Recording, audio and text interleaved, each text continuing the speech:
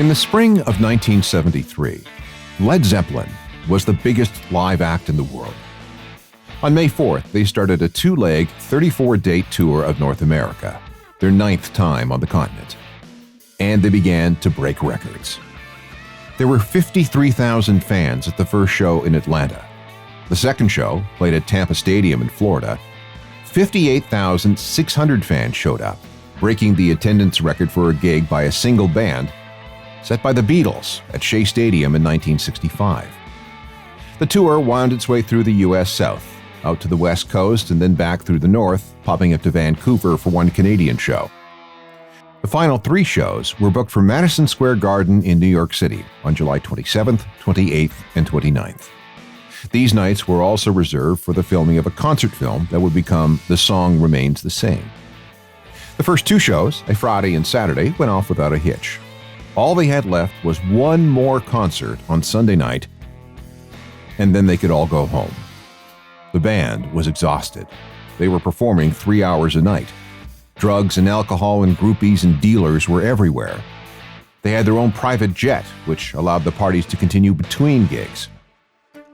Meanwhile, the money flowing in was unlike anything any other act had ever seen. Peter Grant, the band's scary manager, insisted that Zeppelin be paid in cash. Only he and road manager Richard Cole ever saw the money. So, who stole nearly $200,000 from the band's hotel on the night of that final gig? I'm Alan Cross, and have I got a story for you? This is Uncharted, Crime and Mayhem in the Music Industry, Episode 4, The Led Zeppelin Heist. In 1973, Led Zeppelin was the biggest band in the world. Who would dare rip them off? And how could you even plan a job like this, let alone get away with it? Yet it happened, and it remains a major mystery in the history of rock and roll. 16, I fell in love with a girl as sweet as could be. It only took a couple of days for she was rid of me. She swore that she would be all mine and love me till the end. But when I whispered in her ear, I lost her. In the 1970s, the concert industry was still the wild, wild west. Promoters battled for the right to bring shows to cities and venues across the continent. Contracts were flexible, if they existed at all. And it was largely a cash business. It was up to the manager or road manager to collect the money, again, in cash, at the end of the night. In the case of Led Zeppelin, promoters had to deal with Peter Grant, the band's manager. He changed the fundamental relationship between an act and a promoter. He realized that fans were coming to see Led Zeppelin, so they deserved a better split on the box office gross. Before Led Zeppelin, that split might have been 50-50 at best. But Grant demanded, and got, a 90-10 split in favor of the act. No skimming, no bootlegging tickets, no weird accounting. Grant saw to that. And whatever the final total, 90% went to the band. Again, often in cash. Let's look, for example, at that night in Tampa on the first leg of Zepp's 1973 tour. Tickets were $6, tax included. That seems cheap today, but adjusting for inflation, that would be $41 today, which, come to think of it, is still cheap. Attendance, like I said, was 56,800. That meant an overall gross of $309,000, which works out to just over $2 million today. Again, small potatoes by current standards, but you have to remember that bands didn't tour back then to make money. All the revenue came from album sales. You went out on tour to promote your record, which people would then buy. That's where you made all your cash. But by the standards of 1973, Led Zeppelin was making an insane amount of money on the road, more than anyone, thanks to Peter Grant's way of negotiating. And believe me, you did not mess with him. Grant was a big, mean guy, 6'2", over 300 pounds, with a big belly. He was a former bouncer and stuntman for TV and movies. He was also a former professional wrestler who appeared in the ring as Count Massimo and Count Bruno Alassio of Milan. He was shrewd and he was ruthless. And he had experience running UK tours for people like Chuck Berry, a guy who also wanted to be paid in cash. In 1963, he was hired by Don Arden, the legendary manager and future father-in-law of Ozzy Osbourne. Arden was also mean and violent. If you crossed him, Arden would send a group of what he called minders over to your office to maybe teach you a lesson and have a discussion. More than one such person was dangled out of a window unless they promised to pay up, behave, stay out of Arden's way, or whatever. Peter Grant learned a lot from Arden, how to deal with artists and promoters and venues and money. This led him to working with the Yardbirds in 1966, and when they morphed into Led Zeppelin in 1968, he became their manager. Jimmy Page really liked Grant, largely because, under his supervision, the Yardbirds were able to make money from playing concerts for the very first time. Grant and Page got along famously because Grant delivered and was intensely loyal. He always put the band first. There was never a contract. It was all a handshake gentleman's agreement between him and the band. Grant had a long-term plan for Led Zeppelin, and unlike other managers, he wasn't looking for short-term personal gain. Costs were carefully monitored, and the band always got paid in full on time. And unlike a lot of managers who would never bother going with a band to a gig or on a tour, Grant was there, hands-on, all the time. Grant negotiated a very sweet 5-year record deal with Atlantic Records. He maximized the band's revenue by refusing to let Atlantic Records release any singles in the UK. You want their music? Buy the album. TV performances? Forget it. Want to see Led Zeppelin? Well, then buy a ticket and come to the concert.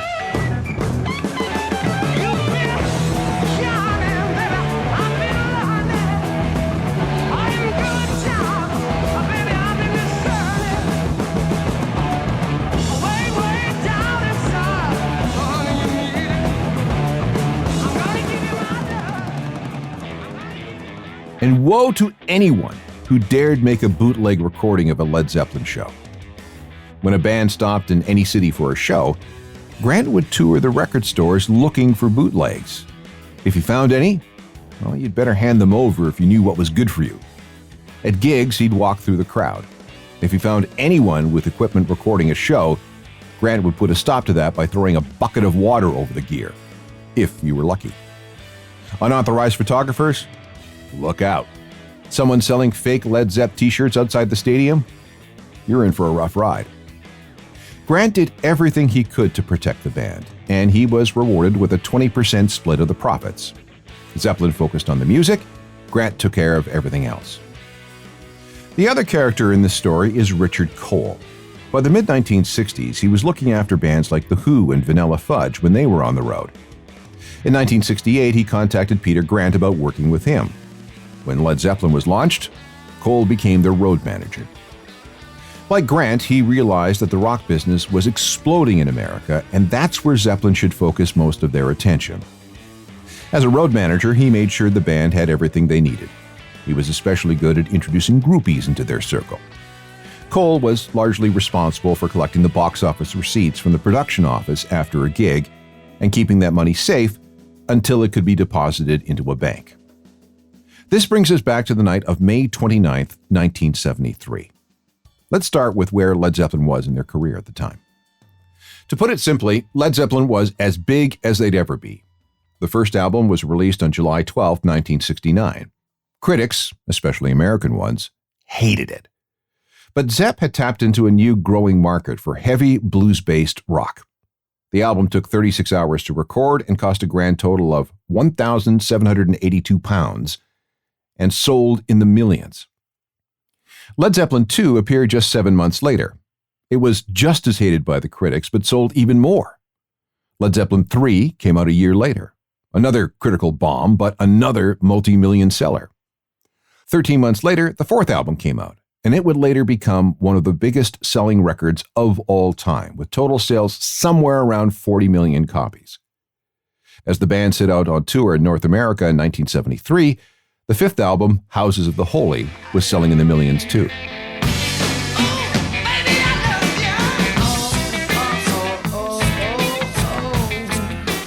Every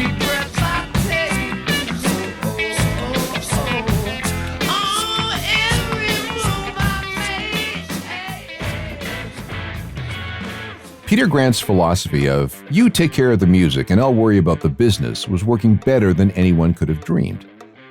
Throughout most of the 1973 North American tour, Led Zeppelin flew to gigs in the Starship, a chartered Boeing 720B passenger jet once used by United Airlines.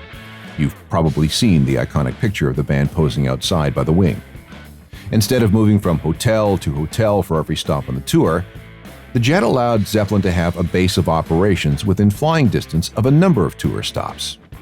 They'd fly in the day of the show, play the gig, and before the audience left the venue, they'd be in a limo on the way back to the airport, where they'd get on the Starship and fly to their home hotel, such as the Hyatt Continental on the Sunset Strip, where they rented a couple of floors.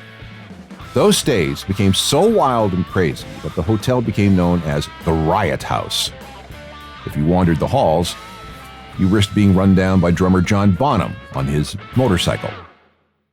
At the end of the tour, July 27, 28, and 29, their base was the Drake Hotel on Park Avenue and 56th Street in New York City. That's where the band was staying during their 3-night stand at Madison Square Garden.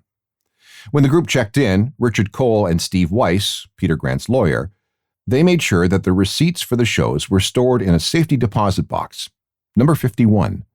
The box was built into a wall in a cashier's area behind the counter, so in a secure, safe place. Inside was $180,000 cash, along with some credit cards, a few legal papers, and 5 passports, those of the band and one belonging to Peter Grant. At 1:20 a.m. on July 29, 1973, right between the second and third shows at the Garden, Richard Cole checked on the box. Everything was there. Everything was accounted for. But when he went back that evening at 7:30 to collect the money in preparation for the band's return to England, it was gone. When he opened the box, the only things inside were the passports. No cash. The credit cards, and more importantly, somewhere between $180,000 and $200,000 in cash that had been there 18 hours earlier, was just gone. How is that possible? The only person with a key to the safety deposit box was Richard Cole. Cole freaked out. The cops were called. The FBI was called in. The newspapers descended. And as Led Zeppelin took the stage at Madison Square Garden, the Drake Hotel became a major crime scene. Who ripped off Led Zeppelin? And how?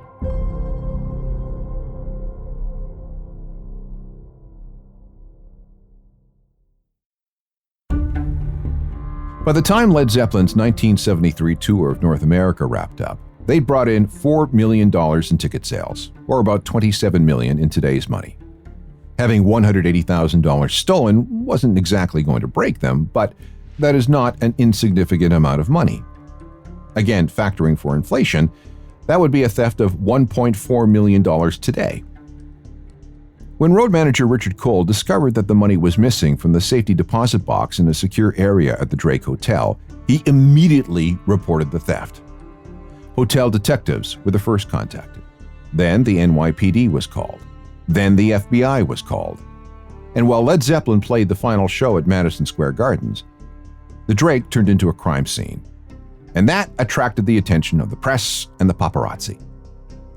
After the show, the members of Led Zeppelin were spirited away from their 17th floor rooms to an apartment on East 68th Street, owned by a woman named Shelley Kay. She was the assistant to lawyer Steve Weiss. Back at the hotel, the investigation began. Cole, meanwhile, started rifling through the band members' rooms, clearing out any drugs or other things that might make life even more difficult. Here are the facts. Like I said, Richard Cole was apparently the only person with a key to that safety deposit box. The box itself showed no signs of being tampered with. No one at the hotel had any explanation. The box was designed so that it could only be opened if the guest with their key and a hotel employee with another key both used them at the same time. In other words, they had to be present together to open the box. Cole opened the box with a hotel employee on both Friday and Saturday night, depositing a whack of fresh $100 bills. At 1:20 a.m. on the Saturday night Sunday morning, He withdrew $1,200 in cash from the box to pay for what he called various band expenses. That might have been for a new guitar, an unexpected drug score, or money for a groupie to be sent home to her parents. Mostly, though, these withdrawals were used to cover the costs of filming the Song Remains the Same concert movie. Normally, anyone who had access to the hotel's safety deposit boxes had to sign for it. You couldn't just walk in, open the box, and have a rummage around on your own. But weirdly, there was no record of any signature of anyone associated with the Led Zeppelin box coming in to take a look after 1:20 a.m. on that Saturday night, Sunday morning. And why was that money there in the first place? Why cash? Why store 1,800 $100 bills this way? The cops and the FBI were most interested in that. Someone, either Grant or Cole, we're not sure, had cashed the check from Madison Square Garden when they came into the city earlier in the week, saying that the money was needed to pay off some debts. The banks were closed on the weekend, so the only way to complete any transactions would be in cash. "It's how we do business," said Cole. As the scene around the hotel got crazier and crazier, Peter Grant arrived. He stepped in. He got into a fight with a photographer from a New York newspaper. Grant grabbed his camera, smashed it, and apparently messed up the photographer's face, too. He was arrested on charges of assault and taken to jail, leaving Cole to deal with the mess at the hotel. Meanwhile, the band didn't seem too upset about anything. They were just too exhausted and, let's face it, too strung out from 2 months on the road ingesting copious amounts of weed, coke, heroin, alcohol, speed, the whole buffet of drugs, to really be too concerned about anything. Jimmy Page looked like hell and claimed at the time of the robbery that he hadn't slept for 5 days. Everyone was, dazed and confused. Come on, come on, come on, come on, come on, come on, say what you mean. I want to make love to you again, darling. A 25. The four guys in Led Zeppelin were not concerned about the theft. They were supposed to focus on the music, remember? Besides, these sorts of things weren't their problem. Best just leave it to Grant and Cole to work things out. Attention then turned on who might have stolen all that money. Let's go through all the theories. Theory number 1. Richard Cole did it. As the keeper of the strongbox, the cops made him the primary subject. He was interrogated and fingerprinted. He volunteered for a lie detector test, and he passed. Even though the idea of Cole stealing from the band was crazy, he was just as loyal to Zeppelin as Peter Grant. He remained the cops and the FBI's top suspect. Theory number 2. Cole's safety deposit box key was stolen and returned without anyone noticing. There was a big party at the hotel after the second show, so that would have been the Saturday night into the Sunday morning. Lots of groupies and hangers-on, and strangers. Could someone have surreptitiously taken the key from Cole, taken the money, and then returned it? Seems unlikely, but the idea was considered. Theory number 3. It was an inside job. Was the lock picked? Did a hotel employee with access to all the master keys help themselves sometime after 2 a.m. Sunday? Along with Richard Cole, an unnamed bellman was considered as a possible thief. Or maybe it was someone else. No clue. And theory number 4, and this is my favorite. The person who took the money was Peter Grant. But he didn't exactly steal it. And this is where we encounter a pretty wild theory.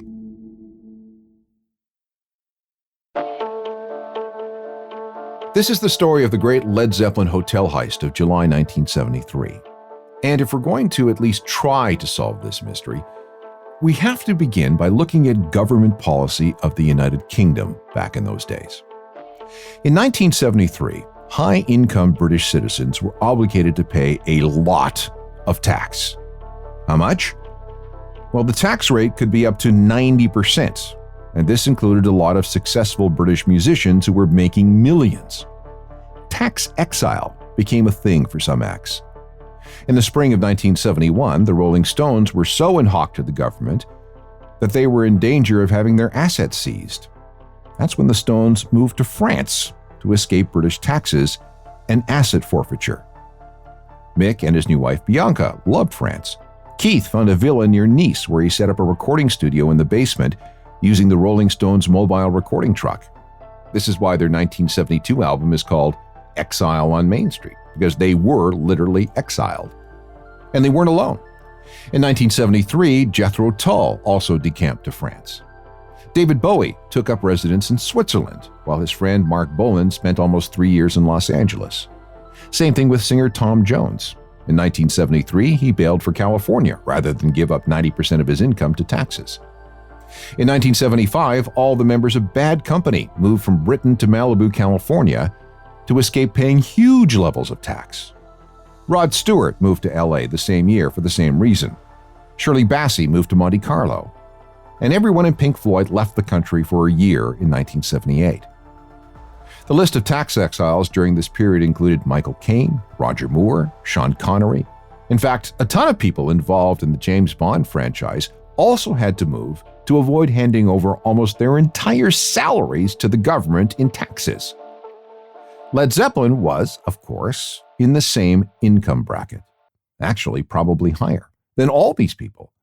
But no one in the band actually wanted to leave the UK. So, this created a problem for Peter Grant that he needed to solve. Here is the theory. Various sources allege that Grant had a series of suitcases with false bottoms designed specifically to hide things from customs, like, huge amounts of cash.